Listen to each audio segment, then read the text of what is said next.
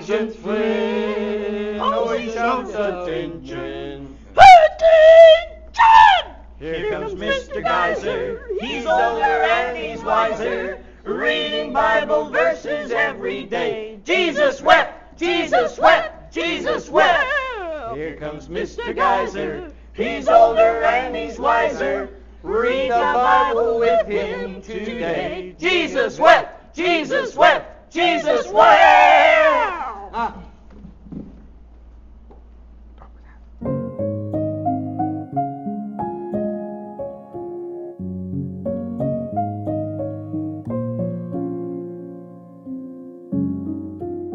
Okay, so let's hop into our story. We have been learning about... No more hopping. That's enough hopping. We're already in. We're started now. Okay. All right.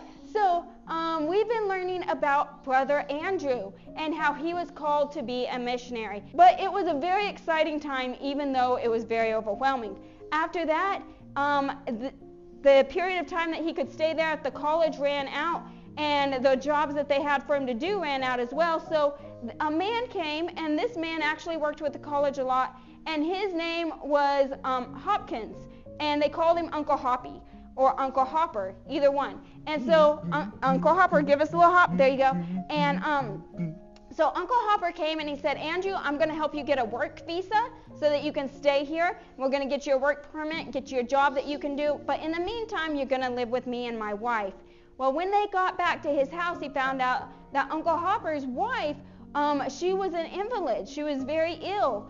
And so she couldn't get up and get around and stuff. And so while Brother Hopper said, he's like, you stay here.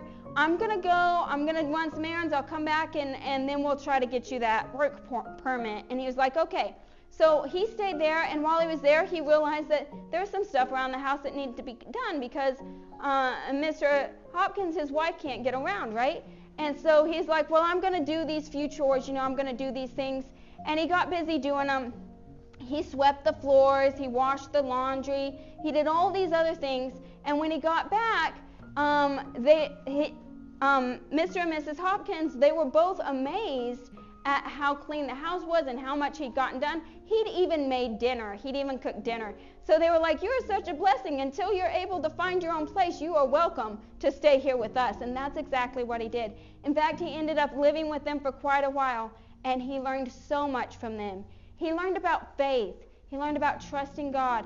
He learned about doing what the Lord would have him to do, even when you don't really see what the end goal is. He had gone to England by faith. He'd gone to London there by faith, not knowing what God had planned for him, but God had a place for him to stay and people who loved him and cared for him. In fact, he later called them his English family and his English parents. And it was a huge blessing to him. He stayed with them for quite a while, and then after a while, it was time for him to go to college. An opening opened up in the college, and there was a place for him to stay. So he was really sad, actually, when he had to leave Uncle and Aunt Hoppy, but it was time to go, and he did. He went to the college. He was excited to begin to learn about the Lord, and there were many things God had planned for him to learn, but the main thing was having faith. There's a lot of stories I could tell you, but I have a limited amount of time, so I'm just going to tell you a couple big ones. One thing Andrew said, he told God, he's like, I want to be able to trust you to provide for my needs. And he said he had to make payments for his school at the beginning of every semester. He had to pay that semester in full. And he said, Lord, if there's ever a time I don't have the money to pay for this semester, I'm going to take that as you saying I need to go back home. So he said, Lord, you have to provide the money for me to be able to stay in college. And God always provided the money. But what Andrew didn't tell God was that God had to provide the money for other things like toothpaste, soap, and razor blades. And Andrew soon learned that those things were not necessities. He learned that he could shave with the dual razor. It was kind of hard and occasionally a little painful, but as long as he was careful and took his time, he could do it. He also learned that he did need soap, but he didn't need the expensive soap. He also learned that he needed toothpaste, but a cheap version of toothpaste would be things like salt or baking soda. And though they didn't taste good, they did the job. he learned the difference between want and need, between desire and necessity. And Andrew began to learn these things, and God sometimes chose some rough ways to teach him. And he said that throughout all his college days there, he had a permanent pucker on his face from the taste of that salt or the baking soda. Because if you've ever tried to brush with them, let me tell you, would not be pleasant. But we're about out of time. But one particular day, Andrew needed money to be able to send off a letter to renew his visa for being able to stay there in England. And he needed enough money for a postage stamp, and he didn't have it.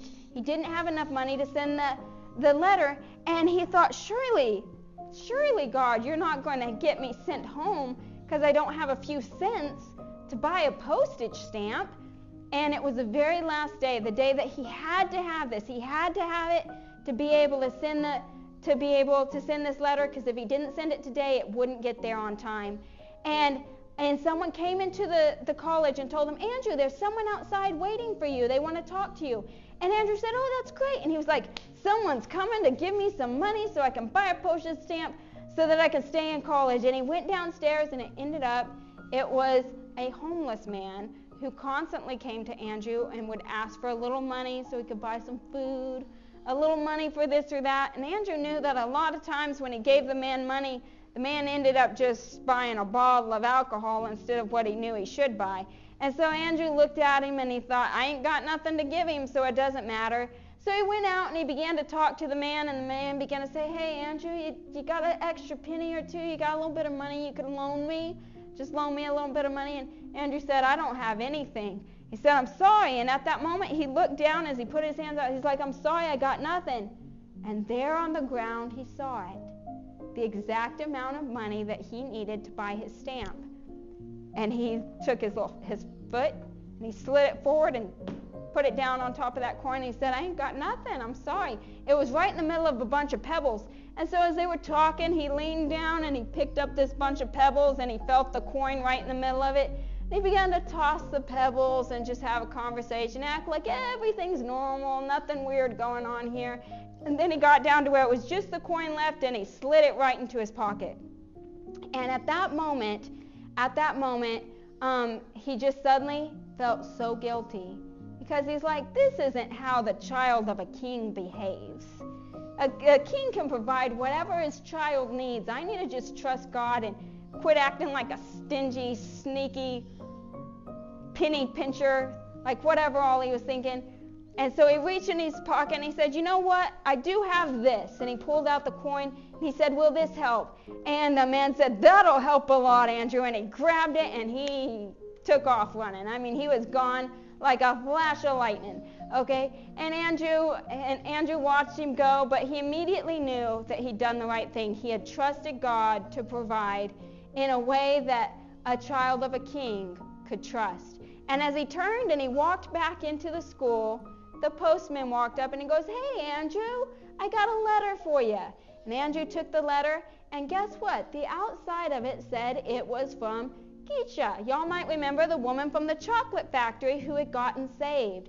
And he opened it up, and inside was a letter saying, Andrew, we're praying for you. We hope that this money helps.